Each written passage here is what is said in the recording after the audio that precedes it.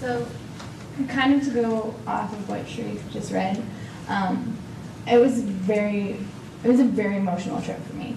I saw a lot of poverty, a lot of sadness. That girl just died. It was really, really hard. I mean, it's like a third world country on our land, right here in the U.S. So it was a very, very sad experience. But I just want to say that these kids were great. They were so wonderful. They were so smart. And it really wasn't, it felt hopeless at times with everything that was going on, all the poverty, the killing, the drugs, everything, but the trash. But these kids were great. They soaked up everything like sponges. They were so smart, and they were just really, really good people. And so I just want to reiterate that it's not a hopeless situation, and anybody can make a change. So that's my thoughts. I would just add to that real quick that one of the techniques I think we saw a lot of people how they dealt with some of these issues was with sense of humor.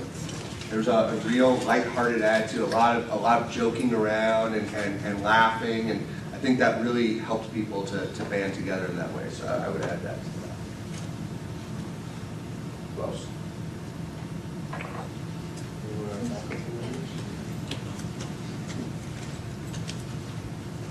Hi, I'm Judy Krull, and I was one of the nursing faculty that had the privilege to go on this trip. And it was incredible. I know just using adjectives like that is not very descriptive to you, but I think I would highly recommend and what they call it is cultural immersion service learning trips. And it is so multifaceted in terms of being able to reach out and to go and traveling with the likes of these folks in a van for several hours. She tried to make us let her out halfway back. It was, yeah, I did, no. But we had, that part of it was just great in terms of faculty and staff and students, building relationships in that respect. And then to be able to go and experience a different culture, to step out of our own world, and to open up our vision of what truly is social justice and how other people live was a wonderful opportunity. And I just remember first walking into that school and thinking what a lovely school it was, and seeing all or a majority of teachers were white, and to see these Native American kids.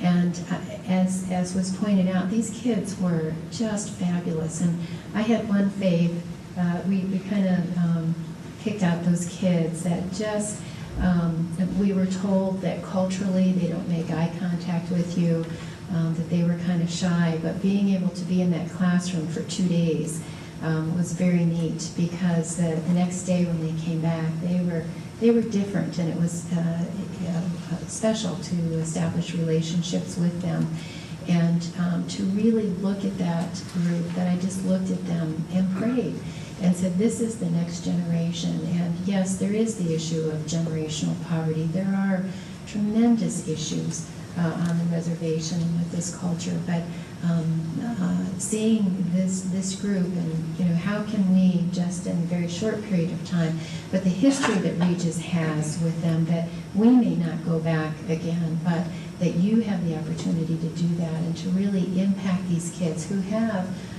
over the years seen different Regis groups. So it just was very personally impacting if you have the opportunity to be able to do that, and to really then consider with this group or with other groups that were involved, and how can we make a difference stepping out of our own comfort zone. So it was a great experience. And Sharif's another story, but other than that.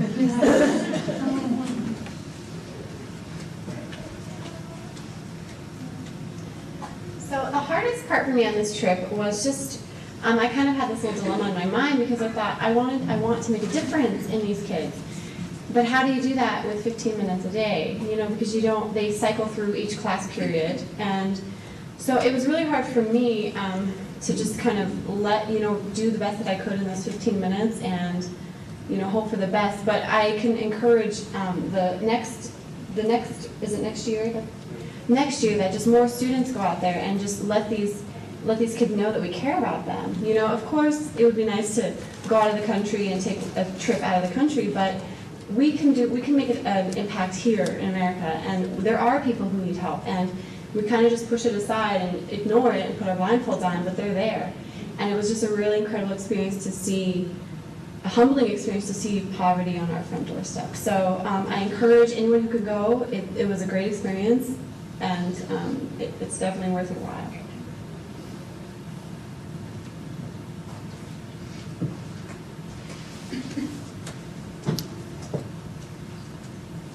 Hello, I'm Joni Janelle, and this year was my 3rd year going to Wind River. And I think probably the thing that impacted me the most, or that impressed me the most, was being with the students and having them have the questions not ever answered, but the different questions that we had about things on the reservation. Before we went, actually the first year, and I'm not sure if you did it this year, we read the book, Bury My Heart, Wounded Knee. And I think that's probably a book that I've thought about so many times because it's so changed my information about the Native American people. Some of the people in my age group might say, well, we didn't do anything to the Indians. That was the people, 150 years ago. What can I do? Or I don't have any responsibility about that.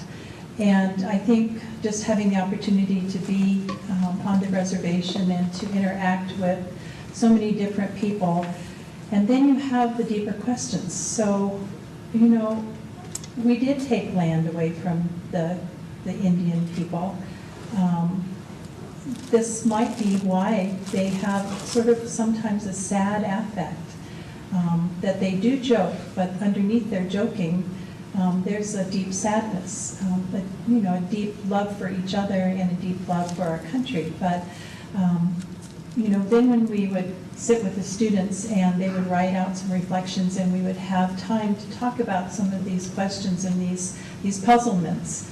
What do we do, and what are the answers? And probably came back with more questions than answers, but that always happens. So I do want to just give credit to these energetic, wonderful students. As a faculty, we kind of sit back, we're in the classroom with them, but go from station to station and watch the different activities. And watching Tanya up and down and up and down, lifting her leg in the air so that they could wrap her ankle.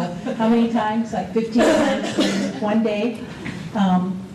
Talking to the students excitedly about health careers, and just putting a little bit of a spark in some of their minds that I could be like her, and I could stay on the reservation and have have a good life here. So anyway, it was a privilege to go, and thanks to Sharif and all the planning that's done by the service learning people. So y'all come sometime.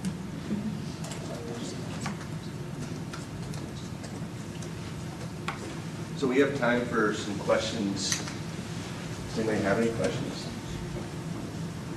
Sharif, this isn't so much a question, but you mentioned that the Obama administration is looking at possible changes and things like that. It seems to me that one of the things that can be done even from a distance is to stay, if there are issues that are coming before Congress and that, to somehow get the word out to the community so we can encourage, a just resolution to some of these things with our senators, congressmen, those kinds of things from time to time. If that's at all possible, because I think that is one of the things to see how there are certain public policies that have kept the situation where it is now. I think advocacy is a big piece, and that's the thing, we do talk about when we go up there, what are we really doing with 15 minutes with students?